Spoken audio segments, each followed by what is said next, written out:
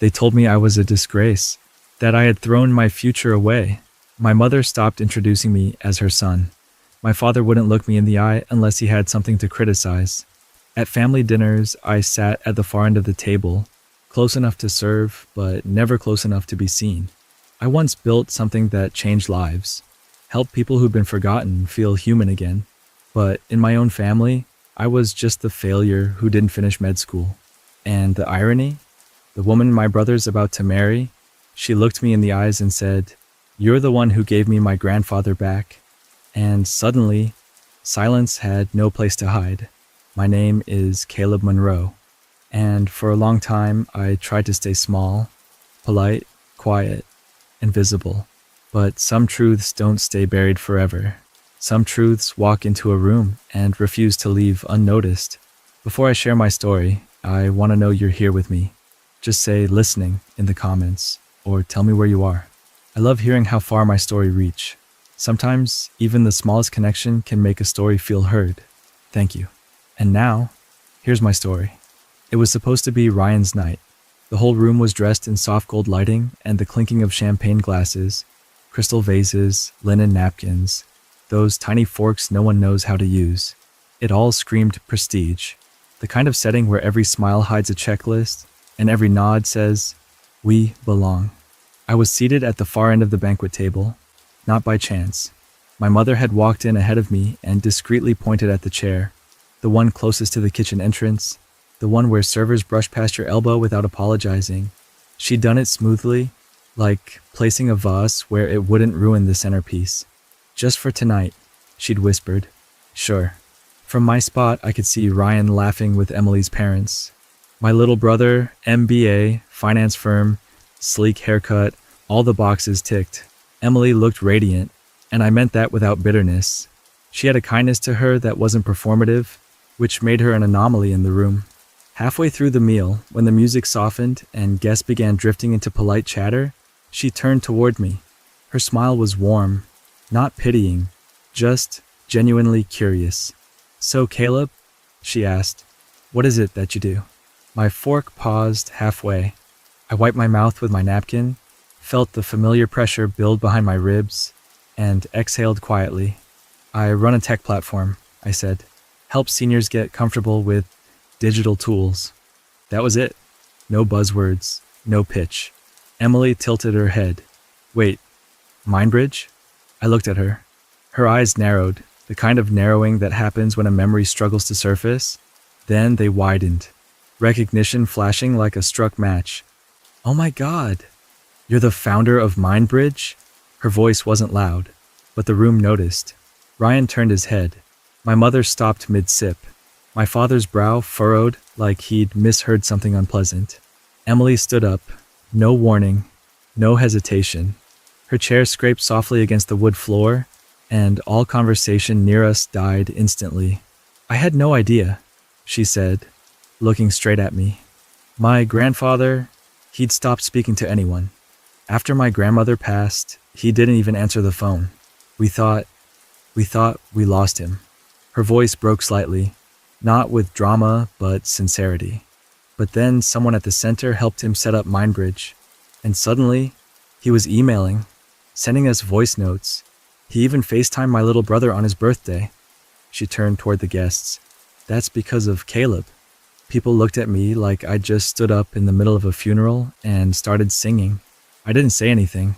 I just sat there while Emily looked at me with something I hadn't seen from my own family in over a decade.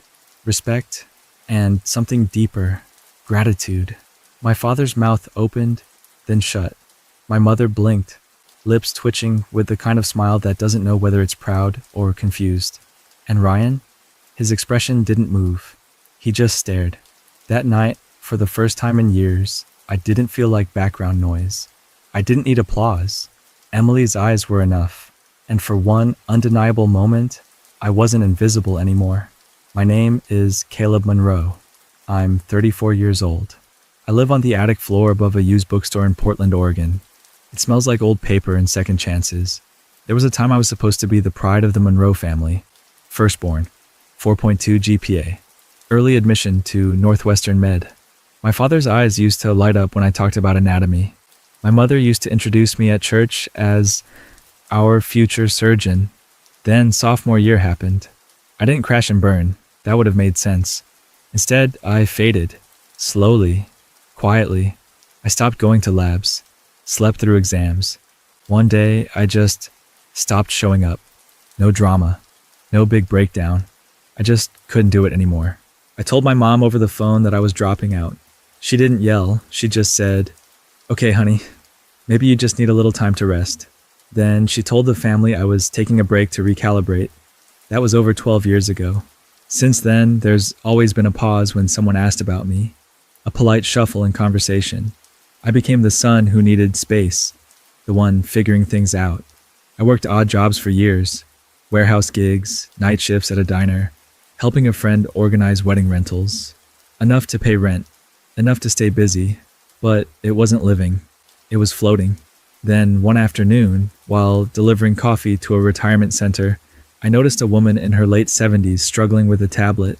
She had tears in her eyes and kept saying, "My daughter said it's simple, but I can't see her face."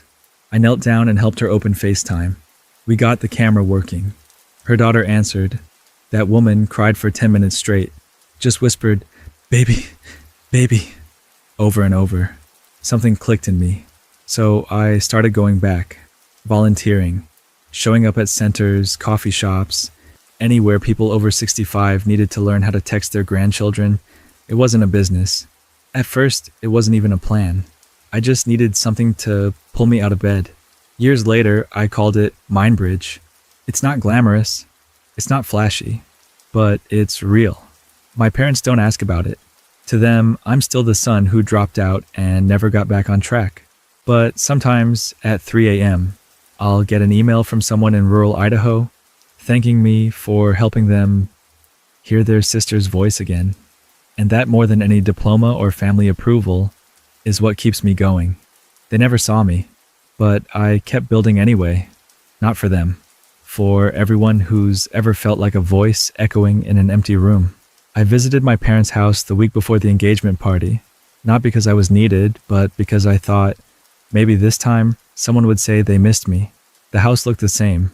Pristine lawn, a little ceramic angel still perched by the porch steps, and wind chimes that hadn't aged a day since I left for college.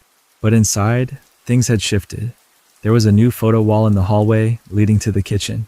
Framed memories, glossy and perfect, arranged like a curated museum of Ryan's success, his graduation from Wharton, a candid shot of him with Emily at a vineyard, even a professionally staged family photo with her parents, all dressed in navy and beige, like they'd agreed on a palette for happiness. I scanned the wall, not expecting much, and I found myself, once, a snapshot from a family trip to Yosemite when I was maybe 10, shoved into the bottom corner, close to the floorboards. I had braces and a crooked haircut, holding a fishing rod I never learned how to use. The frame had a small crack in the glass. No one had bothered to replace it. I stepped over it like you'd step over an old doormat. Dinner was roast chicken and potatoes, just like old times. Mom set the table in quiet ceremony, humming to herself while Dad scrolled on his tablet. Ryan arrived late, apologizing with a bottle of wine. Emily wasn't with him. "She's got a dress fitting," he said, kissing Mom's cheek. Halfway through the meal, I got up to grab a glass of water. On my way back, I caught my mom's voice drifting from the dining room as she spoke to a friend on speakerphone. Ryan's always been the one who knew how to pick a safe path. Not like Caleb. He always chased dreams too big for his hands. My fingers clenched around the glass. I smiled when I sat back down. Nobody noticed. They never do. That night, back in my attic apartment, I opened my inbox and scrolled to an old email I'd sent them a few months ago. The subject line was, "I got featured." It was a link to a podcast, an interview I did for a tech and social impact channel with a modest following. We talked about how MindBridge started, how we'd grown from neighborhood cafes to state-funded pilot programs. That episode had over 20,000 listens. No one replied to that email, not even a thumbs up. I checked the analytics. 0 opens from any Monroe family address. I still had the old pair of headphones I used during that interview. They were duct taped at the ear pads, the cord fraying where it met the jack. I wrapped them up slowly, like folding an old letter, and tucked them into a small box under my desk. It wasn't just about the gear, it was a ritual, like bearing the hope that one day someone from my family would listen to my voice and hear pride. At our next family dinner, they were celebrating Ryan's promotion to a senior consultant role. Dad toasted. Mom teared up. A cousin asked if they'd found a good wedding band yet. Laughter filled the room like warm smoke. No one turned to ask, "And what about you, Caleb?" I smiled and passed the salt. A few weeks later, an email showed up in the MindBridge system. Subject: Stories That Matter Submission. The program was something we'd launched to gather real user stories, moments where technology truly bridged something deeper than convenience. There was a video attached. Title: For Grandpa. Sender: Emily M. At first, the name didn't click.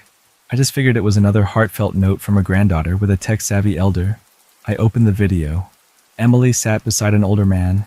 He must have been in his early 80s. Wrinkled hands resting on his knees, back slightly hunched, but eyes alert. The kind that held entire stories without saying much. He looked like someone who'd once been strong enough to lift the world, and now just wanted to hold on to a conversation. Emily was smiling at him, gently holding his arm. After Grandpa had his minor stroke, she began. He stopped talking much. Didn't want to leave the house. He didn't even answer the phone. We thought we were losing him. Not physically, but bit by bit, emotionally. She turned slightly toward the camera. Then someone at his assisted living center helped him set up MindBridge. It took a while, but then everything changed. She motioned to him, and the old man waved awkwardly at the lens. He calls us every Tuesday now. He sends us little voice notes.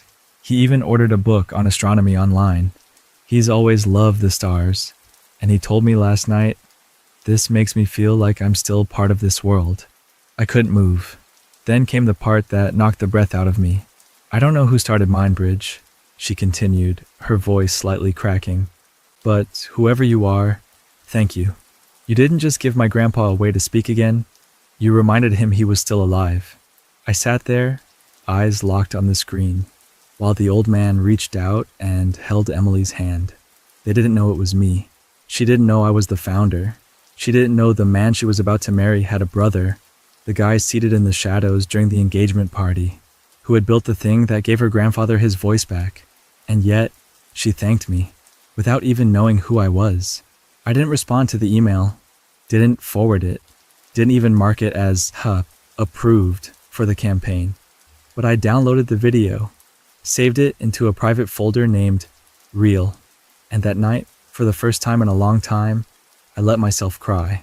Not because I was sad, but because in that moment, I realized something cruel and beautiful. Sometimes the ones closest to you won't see you, but strangers will sometimes look right into your work and see your soul. The night before the engagement party, we had dinner at my parents' house. Not a formal thing, just one of those family dinners that somehow always end up being performance reviews for Ryan and awkward silences for me. Mom made her famous pot roast. Dad set the table. Ryan brought a bottle of Pinot that Mom gushed over for a solid 5 minutes. I brought a story, but no one asked for it. As soon as we sat down, Ryan launched into updates from work. "They're giving me oversight over 2 more teams," he said, slicing into the roast. "The client in Dallas is expanding, so I'll probably be flying out more this quarter." "That's wonderful," Mom beamed. "And what about your bonus this year? Did they finalize it?" "Should be about $30K, Ryan said casually, as if it was a pack of gum. Dad nodded. "Proud of you, son." I sat there, cutting lettuce on my plate, watching the scene play out like a sitcom I didn't audition for. No one asked what I was working on. No one asked about the platform I'd been building for years. So I volunteered. "Actually," I started, trying to sound light. "We had a user in Spokane, 92 years old, who called his great-granddaughter over video last week. First time in her life hearing his voice. Said he thought he'd never get to tell her happy birthday again." I looked up, hopeful for anything. Dad raised an eyebrow. "That's nice. Still doing that volunteer tech stuff, huh?" "It's not exactly volunteer," I began. Ryan chuckled lightly, not unkindly, just dismissively, like I'd brought up my childhood coin collection again. Mom leaned in, A bit too cheerful. Don't bring that up at the engagement party, okay? Emily's family is very traditional. They admire professionalism, structured careers. I don't want them to get the wrong impression. I didn't say anything, just nodded, but something under my skin started to burn. After dinner, I helped clear the table. As Mom handed me the stack of plates, she sighed and said it like she was talking to herself. Thank goodness for Ryan. At least there's someone in this family we can really be proud of. I froze for a second, then carried the dishes to the kitchen, rinsed them under cold water, and excused myself early, claiming I had work to finish. On the walk home, I felt more hollow than angry. That kind of cold that doesn't sting, but just settles deep like fog. When I got back to my apartment and I opened my inbox and found an email from the Oregon State Innovation Board. Mindbridge had been selected as a showcase project at the Community Tech Forum next month. My name, founder and lead developer, was listed right there. And yet, all I could think about was how none of it mattered to the people I wanted it to matter to most. Because the deepest pain isn't being unrecognized. It's knowing the people you love never even looked long enough to decide if you were worth recognizing. 1 week before the party, Mom sent me an email with the subject line, "Let's make a great impression." It had 3 image attachments, each of a different suit. One was a tan ensemble that screamed wealthy country club. Another was charcoal gray, stiff and boxy. The third looked like something a TV news anchor might wear in the 90s. Beneath the images, she'd written, "Don't wear anything too dark or too plain. This time, you should look like someone respectable." I read the line 3 times. This time. This wasn't the first time she tried to manage my appearance. In elementary school, she once changed my entire outfit 15 minutes before class pictures because blue makes you look tired. In high school, she told me not to wear black to a friend's funeral. Said it made grief look too intense for others to handle. But what stuck this time wasn't the suits. It was the final sentence. Emily's family has high standards. Please don't make me feel ashamed. I sat back in my chair, staring at the screen. Not angry, not hurt, just cold. Again. I remembered being 13, skipping soccer tryouts to draw a portrait for the school art fair. I was proud of it. A full-page charcoal sketch of my dog, Baxter. When I showed Mom, she looked at it, then at me, and said, "That's nice, but don't let people think you're different. It's better to blend in." From then on, I learned not to show her the parts of me that didn't fit, the things that weren't easily framed in a report card or a college acceptance letter. Now here I was, a grown man, still being told what costume to wear so I wouldn't embarrass the people who'd stopped seeing me years ago. I called Ryan later that evening. "Hey," I asked, "does Emily's family actually care about dress codes? Or is this just Mom again?" He hesitated. "I think Mom's just stressed, man. You know how she gets." That was all he said, and that was enough. Nobody was going to challenge her, because everyone knew the rules, even if no one liked them. Stay in the lines. Don't ask too many questions. Don't make it weird. I hung up and stood in front of my closet. There weren't many options. I had 2 suits that still fit. One navy, tailored. Nothing flashy, but sharp enough. I chose that one. Not to provoke her, not to rebel. Just to finally pick something for myself, without asking if it matched the version of me they'd written into the family script. I wasn't trying to ruin the picture. I was just done pretending I belonged in it. It was one of those gray Portland afternoons where the sky felt like wet concrete, and the windows of the coffee shop glowed warm against the cold. I was seated across from Jamie, our new intern at Mindbridge, a 19-year-old with bright eyes, chipped nail polish, and more questions than hours in the day. She was sketching out UI improvements for a trial version of our new interface, pausing only to sip her chai latte or throw out thoughts like, "What if we replace the icons with full words? Most of our users aren't familiar with symbols." She wasn't wrong. As she talked, I found myself half distracted by the sound of the espresso machine and the quiet jazz humming overhead. Then a voice broke through from the next table. It was clear and a little shaky, like it had to push past some years to be heard. "Excuse me," an older woman said. "Are you Caleb Monroe?" I turned, surprised. "Yes, ma'am, I am."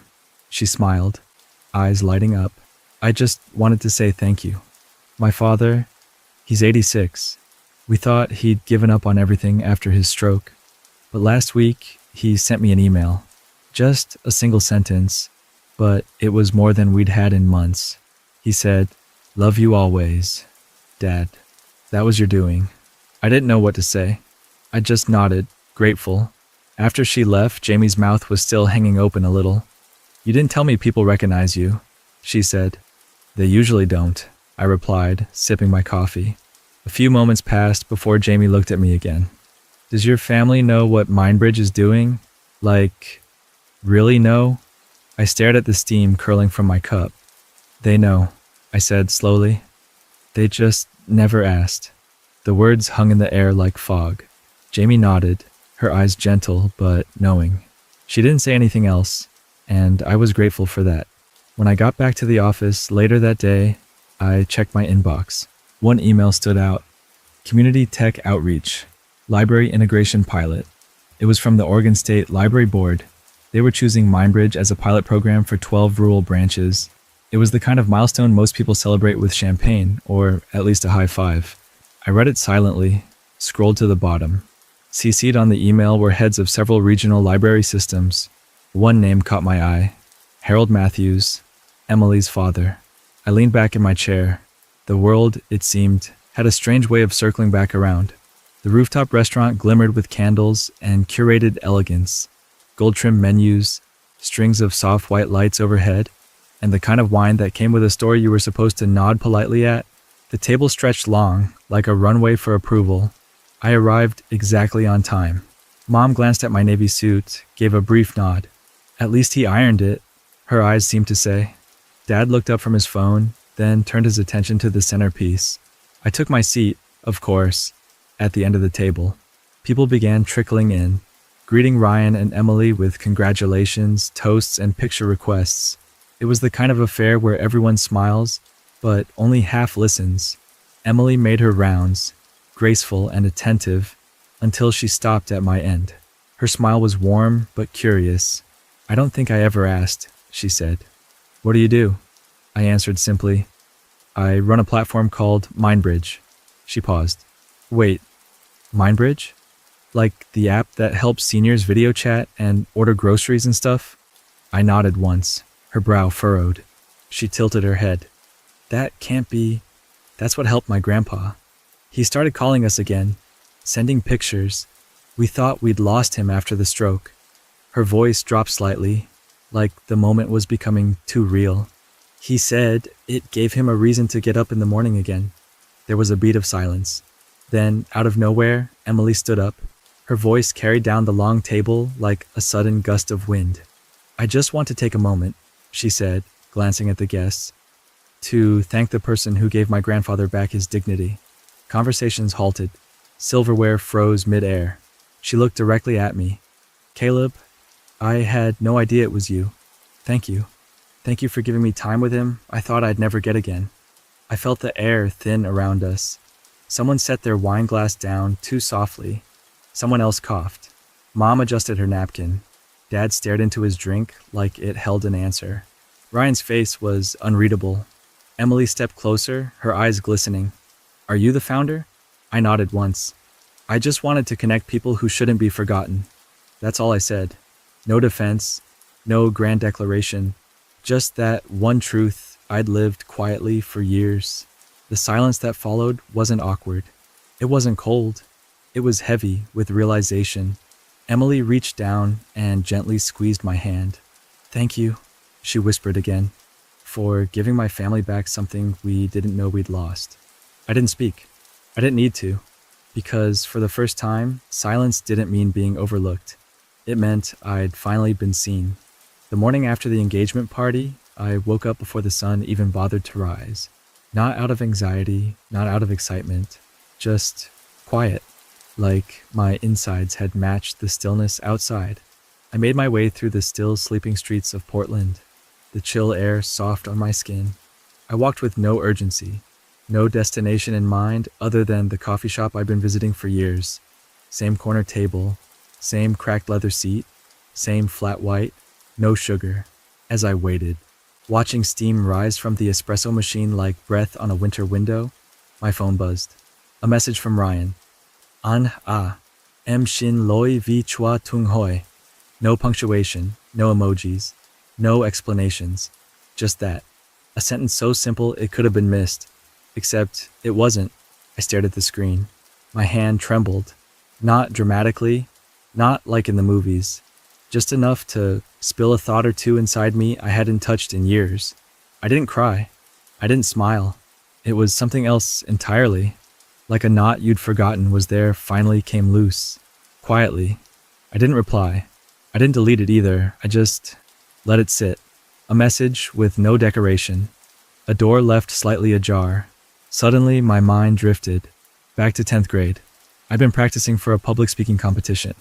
Ryan, gangly and loud at the time, had asked me what I was preparing for.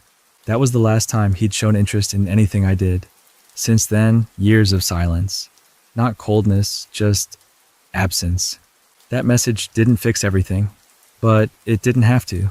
It was enough to shake something loose inside me that had been stuck far too long. I left the shop, coffee in hand, wind at my back. On the way home, I passed the bookstore I used to live above.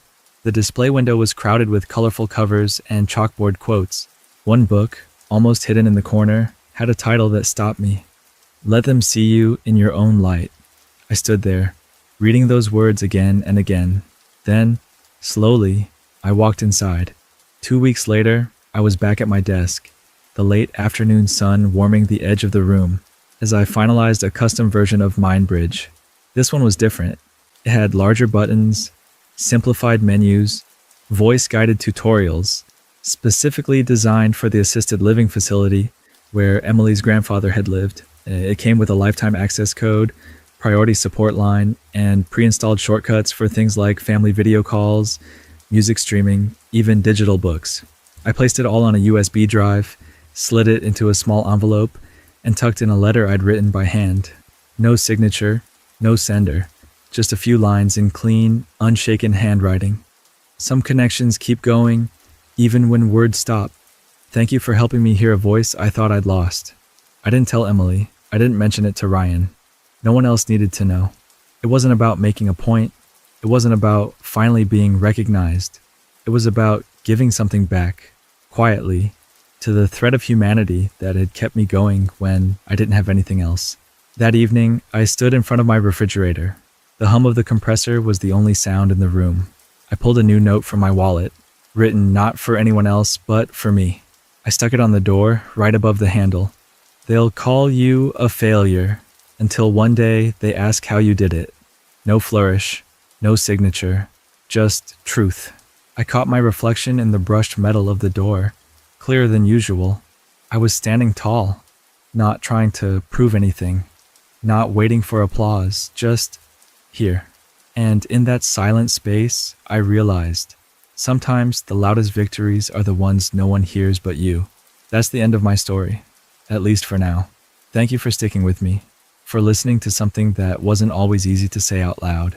If you've ever felt like you were standing in a room full of people and still somehow invisible, if you've ever felt dismissed, misunderstood, or like the quiet parts of you were never enough, if you've ever had to choose between fitting in and being true to yourself, or even if you've never lived it, but something in this story hit home, just comment yes below. Sometimes that one word can mean, I hear you. And maybe that's where healing begins. Not with fixing everything, but with being seen. Feel free to share your own story if you're ready, or just stay a while and listen. We don't always need answers. Sometimes we just need each other. I'll be here. We'll be here. And if this little corner of the world can offer even a sliver of comfort, then maybe that's enough. Until next time, take care of your heart. And remember, even the quietest voices matter, especially